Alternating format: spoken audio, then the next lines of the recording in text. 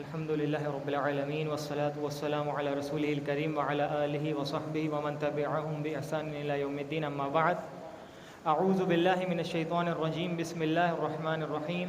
وما لي لا أعبد الذي فطرني وإليه ترجعون. رب اشرح لي صدري ويسر لي أمري واحلل عقدة من لساني يفقهوا قولي. رب زدني علما رب زدني علما رب زدني علما. سورہ یاسین چل رہی تھی، اس کا رکوع نمبر 6 ہے. 23ویں پارے میں سب سے پہلے سورہ یاسین کے آخری 4 رکوع اور سورہ صافات اور سورہ صاد اور سورہ زمر کے ابتدائی 3 رکوع اس کے اندر شامل ہیں. رکوع نمبر 2 پہ فرمایا کہ ماضی کے سبق آموز داستان. اس رکوع میں ایک سبق آموز داستان کا بیان ہوا ہے کہ اللہ نے ایک بستی میں 3 رسول بھیجے. قوموں نے رسولوں کی رسالت کا یہ کہہ کر انکار کر دیا کہ تم ہماری طرح انسان ہو، تو گویا کہ ہم تمہیں نبی مانتے ہی نہیں ہیں. تو رسولوں نے انہیں یقین دلایا کہ ہم رسول ہیں اللہ کے. جو چیزیں ہم پہلے بھی اب یہ سب چیزیں سن کے آ چکے ہیں کہ اللہ رب العزت کا رسولوں کو انسانوں کی شکل میں بھیجنے کا مقصد یہی ہے کہ انسانوں کی ہی تربیت کرنی ہے. اگر فرشتوں کو بھیجنا ہوتا تو اللہ رب العزت فرشتوں کی ہی مخلوق رکھتا ہے اس دنیا کے اندر. تو ان میں سے ایک مرد مومن نے ان سے کہا کہ رسولوں کی یہ بات حق ہے کہ صرف اللہ کی بندگی کی جائے جس نے ہمیں پیدا کیا اور جو ہر مشکل کو آسان کر دیتا ہے. رسول ایسے پاک باز بندے ہیں جن کے قول اور فعل میں کوئی تضاد نہیں ہوتا. رسولوں کی جو ذات ہوتی ہے نا، ان کے نہ قول کے اندر تضاد ہوتا ہے نہ فعل کے اندر تضاد ہوتا ہے. فرمایا کہ بستی والوں نے اس مومن کو شہید کر دیا تو شہداء کی شہادت کے فوراً بعد جنت میں داخل کر دیے جاتے ہیں. اللہ نے اس مرد مومن کو جنت میں داخل فرما دیا. اس نے کہا کہ کاش میری قوم جان لیتی کہ اللہ نے مجھ پر کیسا انعام کیا ہے، کرم کیا ہے، میرے تمام گناہ معاف کر دے اور مجھے عزت والا مقام عطا فرمایا. اب جنت میں جانے کے بعد بھی قوم کا خیال آ رہا ہے. آپ یہ دیکھیں کس طریقے سے کہ پتہ ہے کہ اس قوم نے کیا حال کرا، انہی لوگوں نے قتل کر دیا، لیکن جب جنت میں پہنچ گیا تب بھی کس کا، قوم کا خیال ہے کاش کہ وہ لوگ جان لیتے اور میرے ساتھ جنت میں ہوتے. تو یہ امت کا درد ہوتا ہے انسان کے اندر. رکوع نمبر 3 میں فرمایا کہ اللہ کی قدرت اور احسانات.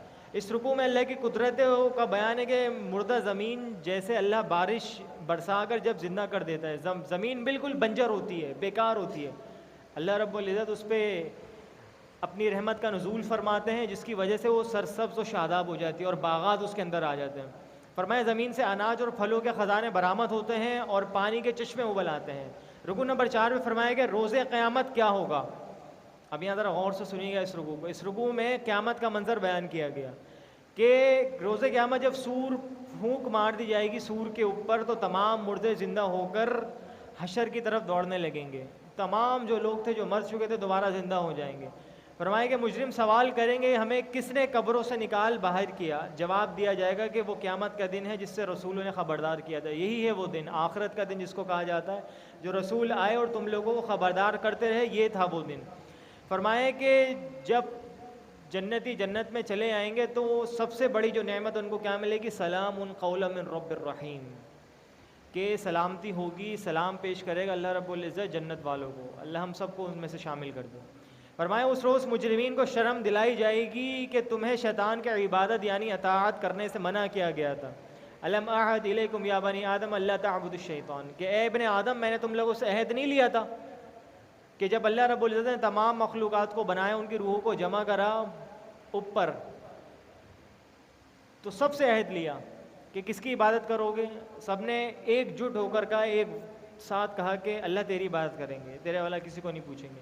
تو اللہ فرمائیں گے الم اعہد الیکم، کیا میں نے تم لوگوں سے عہد نہیں لیا تھا اللہ تعبدوا الشیطان، کے شیطان کی عبادت نہیں کرنا. اب تم لوگ اسی کی وجہ سے جہنم میں آ گئے. فرمائیں اس روز مجرموں کو بولنے کی صلاحیت سے محروم کر دیا جائے گا.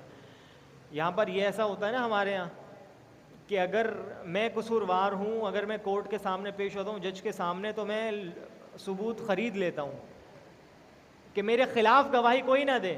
لیکن اللہ فرمائے گا الیوم نختم علی افواہہم وتکلمنا علی ایدیہم وتشہد ارجلہم، کیا اس روز کل قیامت کے دن اللہ رب العزت زبان پر تالے لگا دیں گے، ہاتھ بولیں گے، پاؤں بولیں گے، پورا کا پورا جسم بول اٹھے گا.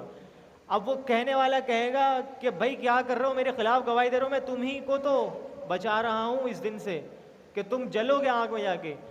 فرمایا کہ ہمیں تو اس رب نے بولنے کی طاقت دی ہے جو ہر کسی کو طاقت دے سکتا ہے بولنے کی. فرمایا یہ بھی ممکن تھا کہ اللہ نافرمانوں کو دنیا میں ہی اندھا کر دیتا، ان کی صورتیں بگاڑ دیتا اور وہ کسی کو شکل دکھانے کے قابل نہ رہتے، لیکن اللہ فوری سزا دینے والا نہیں ہے۔ اللہ رب العزت کی ذات تو بڑی برداشت اور صبر کرنے والی ہے، وہ دیکھتا ہے اپنے بندوں کو کہ صبر کرتے رہیں اللہ رب العزت تب جا کے وہ عذاب لاتا ہے۔ رکوع نمبر 5 فرمایا کہ اللہ بوسیدہ ہڈیوں کو زندہ کر سکتا ہے۔ فرمایا کہ قرآن شاعری نہیں بلکہ کائنات کے اصل حقائق کی یاد دہانی ہے۔ پھر ان انسانوں میں سے وہ بھی ہیں جو سوال کرتے ہیں کہ اللہ بوسیدہ ہڈیوں کو زندہ کر سکتا ہے، جس خالق نے انہیں پہلی بار گندے پانی سے بنایا تو اس کے لیے کیا مشکل ہے ہڈیوں کو زندہ کرنا۔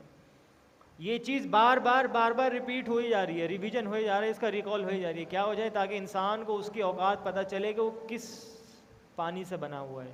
الم یکون نطفۃ من منی یمنا، کیا میں نے تمہیں منی کے نطفے سے نہیں بنایا؟ بلا، کیوں نہیں، اللہ تو نے ہی تو بنایا۔ فرمایا کہ اللہ رب العزت کے لیے کوئی مشکل نہیں ہے کہ ہڈیوں کو دوبارہ انسان بنانا، ان کو زندہ کرنا۔ ہاں پہلے اگر کہہ سکتے پہلے مشکل ہو سکتا تھا، لیکن وہ چیز بھی اللہ رب العزت کے لیے مشکل نہیں ہے، وہ تو صرف کہتا ہے کن ہو جا اور ہر چیز ہو جاتی ہے۔ اب سورہ صافات یہاں شروع ہوتی ہے کہ رکوع نمبر 1 میں فرمایا کہ تعلیمات وحی کا حاصل اور عقیدہ توحید کیا ہے۔ فرمایا کہ اس رکوع میں آگاہ کیا گیا کہ جب وحی کا نزول ہوتا تھا تو شیاطین جن وحی کی سنگن لینے کی کوشش کرتے تھے، وحی کے محافظ فرشتے انہیں مار بھگاتے تھے اور پوری حفاظت سے وحی کو نبی پاک صلی اللہ علیہ وسلم کے قلب پر نازل کر دیتے تھے۔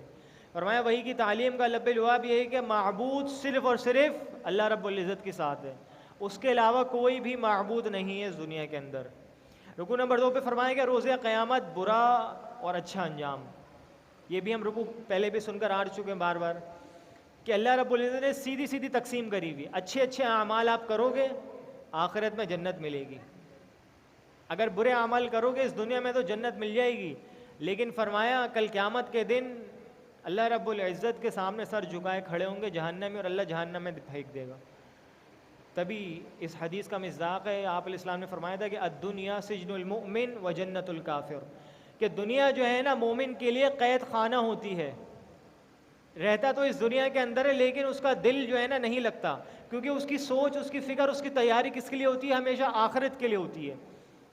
کبھی آپ دیکھیں نا کہ اگر مجھے کسی چیز سے کسی شے سے محبت ہوتی ہے تو میرا دل نہیں لگتا اس کے بغیر، میرا دل یہ چاہتا ہے کہ کب میں یہاں سے فارغ ہوں، کب میرے ٹائم یہاں سے ختم ہو، اس کے پاس پہنچوں۔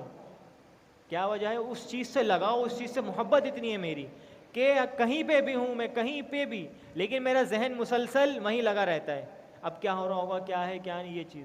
تو بھائی آخرت کی فکر یہی فکر ہے کہ جس شخص کے دل و دماغ میں آخرت کی فکر رچ و بس جاتی ہے تو پھر اس کو اس دنیا سے کوئی غرض نہیں ہوتا، اس کے سامنے اس دنیا کی کوئی قیمت ہی نہیں ہوتی، بس اس کے دن اور رات صرف اور صرف اس کے یاد میں گزر دیں گے کب مجھے موت ہے اور کب میں اللہ رب العزت سے جا کے ملوں۔ رکوع نمبر 3 پہ فرمایا کہ انبیاء اکرام علیہ السلام کی عظمت۔ اس رکوع میں ارشاد ہوا کہ اللہ نے ظالم قوم کے خلاف حضرت نوح کی فریاد سنی اور انہیں ماں اہل و عیال محفوظ رکھا، انہیں آدم ثانی کا مقام عطا کیا، ان کے بعد تمام نسل انسانی انہی کی اولاد میں سے وجود میں آئی۔ اب رکوع نمبر 4 پہ فرمایا کہ انبیاء اکرام علیہ السلام پر عنایات ربانی، کہ اللہ رب العزت نے حضرت موسیٰ، حضرت ہارون اور ان کی قوم کو آل فرعون کے ظلم سے نجات دی اور توریت جیسی عظیم کتاب دے کر سیدھی راہ کی طرف ہدایت نصیب فرمائی، یہ ہم سن کے آ چکے ہیں پیچھے بھی۔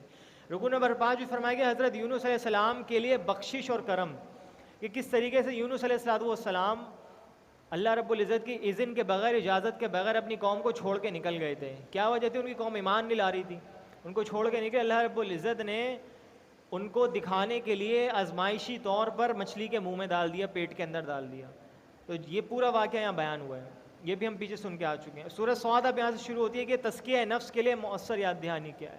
فرمایا رکوع نمبر 1 پہ کہ مشرکین مکہ کا گستاخانہ طرز عمل، اس رکوع میں آگاہ کیا گیا کہ قرآن کریم ایک مؤثر یاد دہانی ہے، کہ قرآن کریم پڑھنے سے انسان کو اپنی آخرت یاد آتی ہے اور عبرت پتہ چلتی ہے جو پرانی قومیں گزر چکی ہیں۔ فرمایا کہ مشرکین مکہ اس سے ہدایت حاصل نہ کر سکیں گے، وہ نفس پرستی اور تکبر کی آخری انتہا پر آ چکے ہیں، کہ اب ان کے پاس اور کوئی چارہ نہیں ہے، کہ اپنے تکبر میں اتنے اندھے ہو چکے ہیں کہ ان کو اللہ اور اس کے رسول صلی اللہ علیہ وسلم کی آیات اور احادیث اب نظر نہیں آتی، وہ نہیں دیکھتے اس چیز کو۔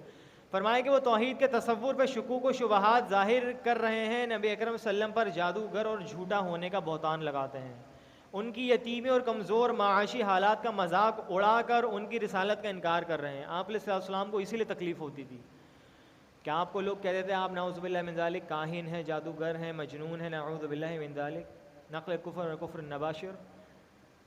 تو اللہ رب العزت نے آپ کی تسلی کے لیے فرمایا یہ آپ کو نہیں جھٹلاتے، یہ تو میری آیتوں کو جھٹلاتے ہیں جو میں نے آپ پر قرآن نازل کرا اس کا یہ لوگ انکار کرتے ہیں، آپ کا انکار نہیں کرتے، کیونکہ آپ علیہ السلام کو بڑی تکلیف ہوتی تھی، رنج ہوتا تھا، غم ہوتا تھا کہ میں نے ان کے درمیان زندگی گزاری ہے اور یہ لوگ تو مجھے میری رگ رگ سے واقف ہیں، یہ لوگ پھر مجھے اس طریقے سے کہتے ہیں۔ تو اللہ نے فرمایا کہ آپ تسلی رکھیں، انا کفیناک من المستہزئین، بے شک ہم جو ہے نا آپ کے لیے کافی ہو جائیں گے ان لوگوں سے۔ فرمایا کہ حقیقت یہ ہے کہ انہوں نے اپنی گستاخیوں کا وبال نہیں چکھا، اگر وہ اپنے تکبر، ضد اور گستاخانہ طرز عمل سے باز نہ آئے تو ان کا ویسے ہی انجام ہوگا جیسے سابقہ سرکش امتوں کا ہوتا آیا ہے۔ رکوع نمبر 2 پہ فرمایا کہ اللہ کا فضل حضرت داؤد علیہ السلام پر، کہ حضرت داؤد پر اللہ کے فضل کا ذکر ہے کہ اللہ نے انہیں مستحکم بادشاہت عطا کی، حکمت و دانائی کی خیر کثیر سے نوازا اور گفتگو کرنے کا عمدہ سلیقہ عطا فرمایا تھا۔ وہ اللہ سے لو لگانے کا خصوصی اہتمام فرماتے تھے، انہوں نے اپنی سرگرمیوں کے لیے دن مخصوص کر دیے تھے کہ ایک دن میں قوم کی ساری باتیں سنوں گا، ایک دن اللہ رب العزت کی صرف اور صرف عبادت کرنی ہے۔ تبھی نبی علیہ السلام نے فرمایا کہ سب سے جو بہترین جو عمل ہے حضرت داؤد کا تھا۔ صحابی نے ایک اللہ کے نبی سے درخواست کی تھی نا آپ مجھے اجازت دیں میں روزے رکھوں، آپ نے فرمایا ایسے ہی روزے رکھو، 15 دن رکھو 15 دن چھوڑو، فرمایا میں تو اس سے زیادہ ہی کثرت رکھتا ہوں، میں روز رکھوں گا۔ پھر آپ علیہ السلام نے فرمایا کہ اچھا روزہ یہ ہے کہ جو حضرت داؤد علیہ السلام کا تھا وہ کیا تھا، آپ ایک دن روزہ رکھتے تھے اور ایک دن چھوڑتے تھے۔ تو اللہ رب العزت نے ان کو پھر خلافت بھی دی اور منصب بھی عطا کرا حضرت داؤد علیہ السلام کو۔ رکوع نمبر 3 پہ فرمایا کہ نیکی کرنے والے اور برائی کرنے والے برابر نہیں ہو سکتے کبھی بھی۔ فرمایا کہ اس رکوع میں ارشاد ہوا کہ کائنات کی ہر شے کی تخلیق با مقصد ہے، ربنا ما خلقت هذا باطلا سبحانک، اے اللہ اے ہمارے رب تو نے اس کائنات کو ایسی بیکار پیدا نہیں کر دیا، تو تو پاک ہے، تو ہے ہی پاک بالکل۔ تو فرمایا اللہ رب العزت نے اس کائنات کو بنایا، اس کا بنانے کا کچھ نہ کچھ مقصد ہے، اور وہ کیا ہے، وہ اللہ کی اطاعت کر رہی ہے، ہر چیز اللہ رب العزت کی اطاعت کر رہی ہے، لیکن انسان نہیں سمجھتے۔ فرمایا انسانوں کو بھی یہ حکم ہے کہ اللہ کی فرما برداری اختیار کریں، فرما بردار اور نافرمان کبھی بھی برابر نہیں ہو سکتے۔ رکوع نمبر 4 میں فرمایا کہ انبیاء کرام علیہ السلام کا ذکر خیر، اس رکوع میں حضرت ایوب علیہ السلام کی مدح کی گئی، انہیں اللہ نے ایسی شدید آزمائشوں سے گزارا اور انہوں نے صبر و رضا کی اعلیٰ مثال قائم کی۔ فرمایا پھر حضرت ابراہیم، حضرت اسحاق، حضرت یعقوب، حضرت اسماعیل، حضرت یسع اور حضرت ذوالکفل علیہم السلام کا ذکر خیر آیا ہے۔ رکوع نمبر 5 پہ قصہ آدم و ابلیس دوبارہ بیان ہو کر ہم یہاں پہ آئے کہ اللہ رب العزت نے کس طریقے سے آدم علیہ السلام کی تخلیق کری، اللہ نے حکم دیا سجدہ کرنے کا، آدم علیہ السلام کو نہیں کرنا تھا، لیکن اللہ نے جو روح ڈالی تھی اس کے اندر وہ مقصود تھا، انڈائریکٹلی اللہ رب العزت کو ہی وہ سجدہ تھا، کیونکہ روح کس کی تھی، اللہ کی تھی، وہ ڈال کس میں تھی، آدم علیہ السلام پر۔ تو شیطان نے اس چیز کا انکار کر دیا، وہ سمجھا ہی نہیں ابلیس نے، تو اللہ رب العزت نے اس کو تا قیامت تک کے لیے ذلیل و خوار کرنے کے لیے چھوڑ دیا۔ اب سورہ زمر یہاں سے شروع ہوتی ہے کہ اللہ ہی کی عبادت کا بیان۔ رکوع نمبر 1 پہ کہ اللہ کی بندگی کرو خالص اطاعت کے ساتھ۔ اس رکوع میں حکم دیا گیا ہے کہ زندگی کے جملہ معاملات میں ذوق و شوق سے اللہ کی اطاعت کرنا، کائنات میں ہر مخلوق اللہ کی اطاعت کر رہی ہے، انسانوں کو بھی یہی روش اختیار کرنی چاہیے کہ انسانوں پر اللہ کی نعمتیں بے شمار ہیں، انسان دیکھے تو صحیح، انسان کا معاملہ بھی بڑا عجیب ہے، جب تکلیف پہنچتی ہے تو گڑ گڑا کر اللہ سے دعائیں کرنا شروع کر دیتا ہے، اور جب تکلیف دور کر دیتا ہے اللہ تو اس احسان کو کسی اور کی طرف منسوب کر دیتا ہے۔ غم آتی ہے انسان کے اوپر، حزن آتا ہے تو اللہ رب العزت سے مانگنا شروع کر دیتا ہے کہ اللہ تو بس مجھے یہ چیز عطا فرما دے، میں پھر تیری ہی بندگی کروں گا سارا دن۔ لیکن جیسے ہی اس کو خوشی کے لمحات ملتے ہیں تو در در کی ٹھوکریں کھانے کے لیے پہنچ جاتا ہے، تو یہ اللہ کے ساتھ ناانصافی ہے، یہی تو ناشکری ہے کہ دے کوئی اور بھرے کوئی اور۔ دینے والی ذات اسے ایک اللہ رب العزت کی ہے، لیکن جب اس کا حق ادا کرنے کا ٹائم آتا ہے تو میں در در کی ٹھوکریں کھا رہا ہوتا ہوں۔ اللہ ہم سب کو محفوظ رکھے۔ آخر میں آگاہ کیا گیا کہ اللہ کی نظر میں علم رکھنے والے اور علم نہ رکھنے والے برابر ہو سکتے ہیں، قل هل يستوي الذين يعلمون والذين لا يعلمون، فرمایا نہیں، بالکل بھی برابر نہیں ہو سکتے. تو یہاں پہ پتہ یہ چلا اللہ رب العزت کے یہاں جو عزت ہے کس چیز کی؟ علم کی عزت ہے، تقوی کی عزت ہے، پرہیزگاری کی عزت ہے. رکوع نمبر 2 پہ فرمایا کہ اللہ ہی کی بندگی کرنے کا تاکیدی حکم. اس رکوع میں نبی اکرم صلی اللہ علیہ وسلم کو تلقین کی گئی کہ وہ اعلان کر دیں کہ مجھے حکم دیا گیا ہے کہ میں اللہ کی بندگی کروں مکمل اطاعت کے ساتھ، اور سب سے پہلے اللہ کے فرما بردار ہونے کی مثال قائم کروں، خود قائم کروں. جو لوگ اللہ کی بندگی کرتے ہیں اور طاغوت کے خلاف ڈٹ جاتے ہیں وہی اللہ کے محبوب بندے ہوتے ہیں. رکوع نمبر 3 جو اس پارے کا آخری رکوع ہے کہ نور ہدایت کیا ہے. ہدایت ہے کیا چیز؟ وہ نور ہے کیا؟ فرمایا اس رکوع میں ارشاد ہوا کہ اللہ جس بندے کے لیے خیر کا فیصلہ فرماتا ہے اس کا سینہ شریعت پر عمل کرنے کے لیے کھول دیتا ہے. حدیث کا بھی مصداق ہے، نبی علیہ الصلوۃ والسلام نے فرمایا تھا کہ من یرد اللہ بہ خیرا یفقہہ فی الدین. دوسری روایت میں آتا ہے من یرد اللہ بہ خیرا استعملہ، او کما قال علیہ الصلوۃ والسلام، کہ اللہ رب العزت جس شخص سے جس کسی سے بھی خیر کا ارادہ فرما لیتے ہیں تو اس کو دین کی سمجھ عطا فرما دیتے ہیں، قرآن و سنت کا علم عطا فرما دیتے ہیں. اور فرمایا دوسری روایت میں نبی علیہ السلام نے کہ جس سے شخص سے اللہ رب العزت خیر کا معاملہ فرمانا شروع کر دیتے ہیں تو اس کو استعمال کرنے لگتے ہیں. استعمال پوچھا نبی علیہ السلام صحابہ نے کیف یستعمل یا رسول اللہ صلی اللہ علیہ وسلم، اللہ کے نبی علیہ السلام کس طریقے سے اللہ استعمال فرماتا ہے؟ فرمایا کہ اللہ رب العزت اس کو عمل صالح کرنے کی توفیق عطا فرما دیتے ہیں. اللہ ہم سب کو توفیق عطا فرمائے. تو پتہ یہ چلا اللہ رب العزت کی جو نور ہے وہ کیا ہے؟ اصل میں ہدایت کیا ہے؟ اس کا علم ہے قرآن و حدیث کا. کہ جس شخص کے سینے کے اندر یہ علم آ جاتا ہے تو گویا کہ اس کے سینے کے اندر تمام کی تمام خیر آ گئی، خیر کثیر آ گیا.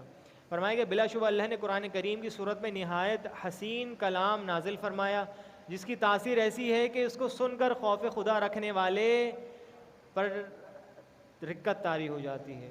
الا بذکر اللہ تطمئن القلوب، کیا نہیں اللہ رب العزت کے ذکر سے لوگوں کے دلوں کو سکون ملتا ہے. صحابہ اکرام سنتے تھے قرآن کو رونا شروع کر دیتے تھے.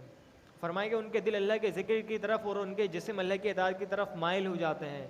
یہ ہے وہ نور ہدایت جو اللہ کی طرف سے عطا ہوتا ہے. اس کے برعکس جس بد نصیب کو اللہ کے احکامات ایک بوجھ محسوس ہوں، اس کا دل اللہ کے ذکر سے محرومی کی وجہ سے سیاہ اور سخت ہو چکا ہو، تو ایسے ہی لوگ کھلم کھلا گمراہی کے اندر ہیں. کبھی ہم دیکھیں نا، اپنا موازنہ کریں، اپنا محاسبہ کریں، حساب و کتاب کریں، ہم اپنی آڈیٹنگ خود کریں. ہم آڈٹ ہوتی ہے نا بہت بڑی بڑی کمپنیوں کے اندر، میں خود اپنا محاسبہ کروں اپنے نفس کا کہ اللہ کے ذکر سے میرا دل تنگ ہو رہا ہے یا پھر کھل رہا ہے یا وسیع ہو رہا ہے. میں خود جان جاؤں گا میں منافق ہوں یا مومن ہوں. تو ابھی تک یہ ہم نے پڑھا، انشاءاللہ کل 24واں پارہ شروع کریں گے. اللہ تعالیٰ سے دعا کریں اللہ تعالیٰ سمجھنے کی توفیق عطا فرمائے. وآخر دعوانا الحمد للہ رب العالمین.